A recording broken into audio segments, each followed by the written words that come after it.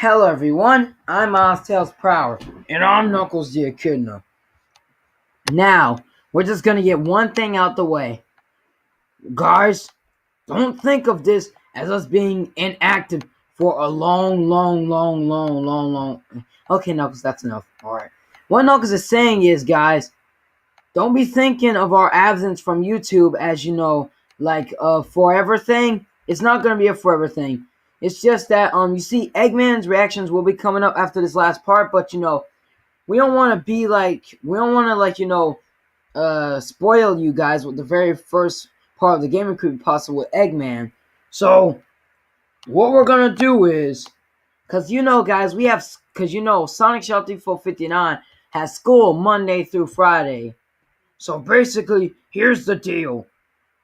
We will be away. Sonic Shelter 459 will be away from YouTube until Friday, mainly because he won't have school Friday and he won't have to worry about going to sleep just to get up in the morning, unless he somehow ended up with Saturday school. But that will never happen because he's only missed like one day of school. I know we shouldn't have really said that, but yeah, he's missed only one day of school so far, so it's not that bad. Anyways, yeah. So the title Dr. Eggman reacts to top 22 gaming creepypastas part 1 will not come out until Friday. So don't be expecting Eggman's video to be up here on Monday through Thursday. Expect to see it Friday when Sonic Shelter 459 gets home. Basically, that depends though. Listen, guys, I know we're making our little intro a little too long, but this is the last thing we're gonna say. We swear. I mean, not swear, but, this is the last thing, we promise. Basically, guys, if Friday does come and you don't see a video up there, it's mainly because of two reasons. One, it's because Sonic Shelter 459 went somewhere really awesome and he wasn't going to be back to home until later on. Or it's because, he stayed at his mama's house. Other than that, if neither of those situations apply, then you'll probably see Dr. Eggman reacts to the top 22 gaming creepypastas part 1 on here on Friday. So do not, and we're not trying to tell you what to do, but just don't unsubscribe, because if you unsubscribe to us, you're gonna miss part 1 of Eggman reacting to the gaming creepypastas when it comes out that Friday. But anyways, let's get on with part 3 and end this. Yeah, this is cool. This is so cool. So cool. SCP-1863. 1863. Object Class Euclid. Dang it!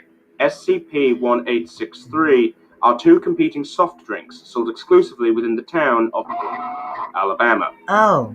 SCP-1863-A is a sparkling lemon-lime soft drink with hydrogen used in place of the dissolved CO2, sold as Lime Liftoff from the Citrox Corporation. Lime Liftoff, Citrox. SCP-1863-B is a non-caffeinated root beer and cream beverage known as Sarsaparilla Cream, sold by Carl's Caffeine Club. Carl's Caffeine Club. Neither of these organizations have any record of operating within the USA prior to the discovery of SCP-1863. So they're not coming here? However, the Citrox Corporation reportedly operated out of the city of Luxembourg from 1982 to 1999. SCP-1863-A and SCP-1863-B are both highly addictive, despite having identical composition to equivalent non-anomalous soft drinks. Both SCP-1863-A and SCP-1863-B are capable of reacting to specific phrases, mainly praises or criticisms of the specific qualities of the SCP-1863 instance, such as flavor, chemical content, and appearance. Praising the respective SCP-1863 variety while condemning the competing variety appears to dampen the addictive effect. However, criticizing SCP-1863-A or SCP-1863-B while in the presence of the respective instance can lead to various chemical reactions, such as pH fluctuations, combustion, or solidification when introduced to the human digestive tract. Both varieties of SCP-1863 are highly mutagenic, capable of drastically altering the functions of human organ systems. SCP-1863-A mutates the diaphragm, causing it to act like a flotation bladder. It is capable of inflating with hydrogen gas, either from the atmosphere or from SCP-1863-A, But you can't and always allows for get. humans who have imbibed a sufficient quantity of SCP-1863-A to float up to 3 meters above the ground. You can't get it every time. Failure to regularly imbibe SCP-1863-A after drinking it results in the diaphragm collapsing, Death. leading to suffocation without mechanical assistance. And you die. SCP-1863-B instead targets the respiratory and circulatory systems and removes the necessity for respiration, allowing the human body to function without the need for oxygen, instead relying on carbonation from SCP-1863-B or carbon dioxide from the atmosphere to perform bodily functions. You can't always get that either. Subjects who have drunk a sufficient quantity of SCP-1863-B are capable of indefinitely staying in environments where a human being cannot survive without a breathing apparatus, such as underwater, in gas chambers, or at high altitudes without any detrimental effects. In space! Failure to regularly drink SCP-1863-B after drinking it for the first time results in the inability for oxygen to be used in the body, and as the body cannot intake carbon dioxide without assistance from SCP-1863-B, death inevitably results within 24 hours of last consumption of SCP-1863-B. Ow! Furthermore, SCP-1863-A drinkers will be highly aggressive towards individuals who have drunk SCP-1863-B at any point in their life, or vice versa. with the converse being true for individuals who have drunken SCP-1863-B. Right. If an individual drinks both SCP-1863-A and SCP-1863-B within an 89-hour period, an anomalous chemical reaction will occur between the hydrogen and carbon dioxide in the two drinks, causing the digestive system to inflate and finally swell up and blow up? Is that what it said? I don't know. But we can't just guess like that, Knuckles, because we might not be right. Or maybe we are. SCP-458. Object Class Safe.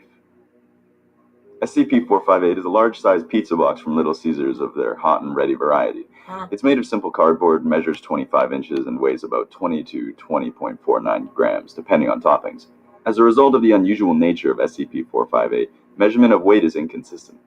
What makes SCP-458 an oddity is that, while appearing to be an ordinary pizza box, when it comes into contact with human hands, it instantly replicates within the holder's subconsciously preferred choice of pizza, down to favorite sauce, cheese, crust, and topping. It's not limited to Little Caesars brand, as pizza from all major pizza chains, as well as local and even handmade pizzas, have been produced. There seems to be no limit to its ability, except that it cannot make anything but pizza, and its toppings must be edible by normal human standards. Right, pizza. The box is also rather indestructible, as all tests to destroy or dismantle a box have proven fruitless. Alright.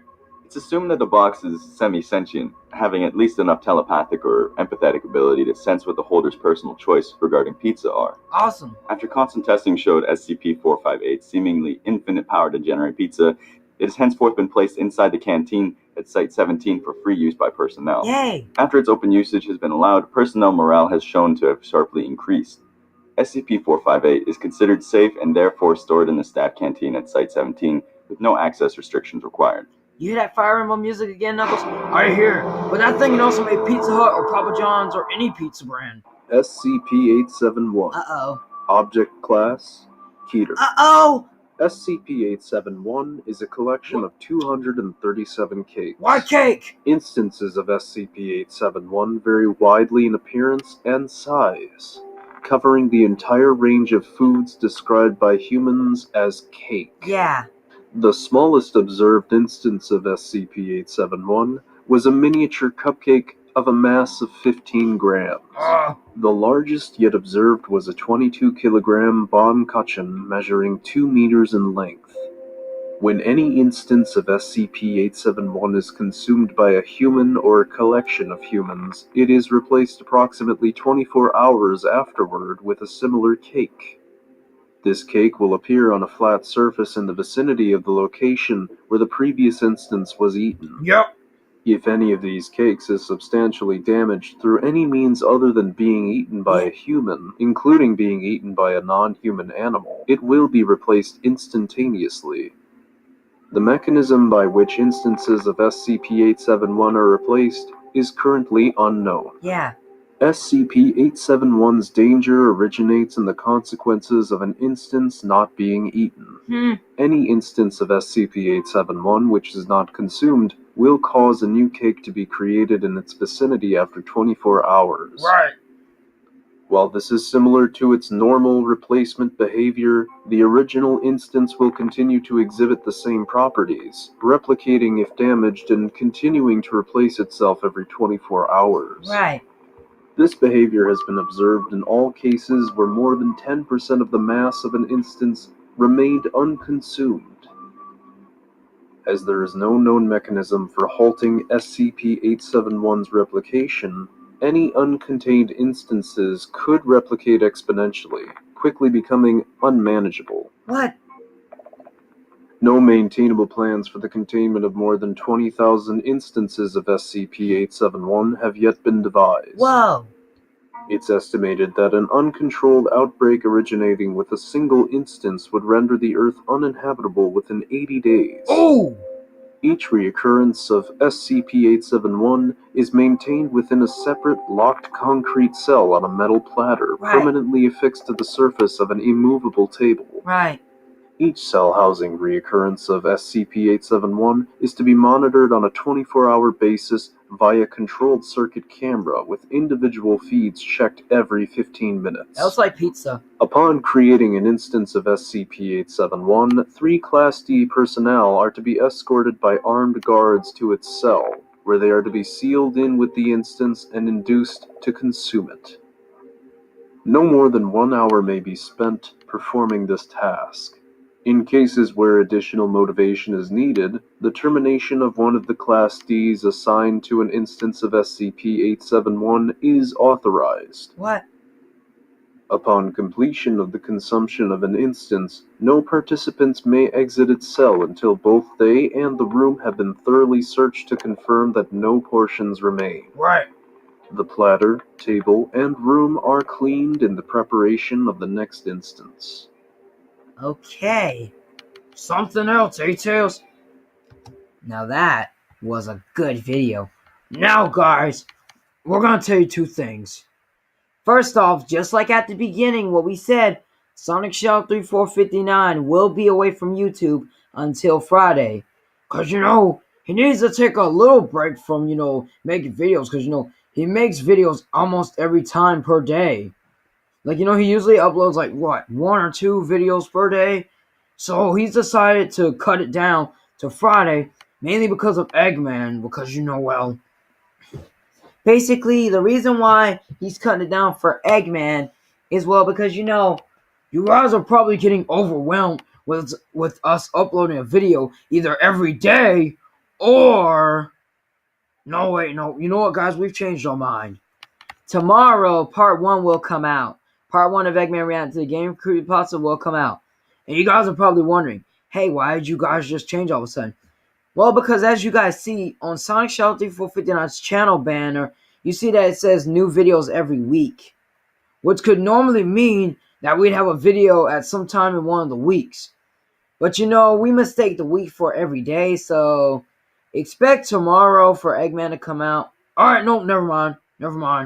We're going to save it for Friday because, you guys might want to sit back and watch some of these videos carefully so you don't have to watch a whole nother one over and over again. So mainly, the only reactions on this playlist so far are Silver and me and Knuckles' reactions. Which means Eggman's will be coming on Friday, and then depending on how quickly Eggman gets done with all of his videos, the new plushies will come shortly after that. Now remember what we just told you guys in one of our Natural Phenomenon videos. If you guys do not tell us if you want the Mario Brothers to come back before part 1 of the Gaming Creepypasta reaction with the new plushies, then the Mario Brothers will not come back, period, whether you want them to or not. But anyways, Dr. Eggman will see you guys. Oh, wait, no, we forgot to tell you the other thing. This was the last video that we reacted to, and the last part as well. But anyways, guys, Dr. Eggman will see you on Friday for the Gaming Creepypasta Part 1. Yup. So, Eggman will see you there. See you later, everyone. Bye-bye, team.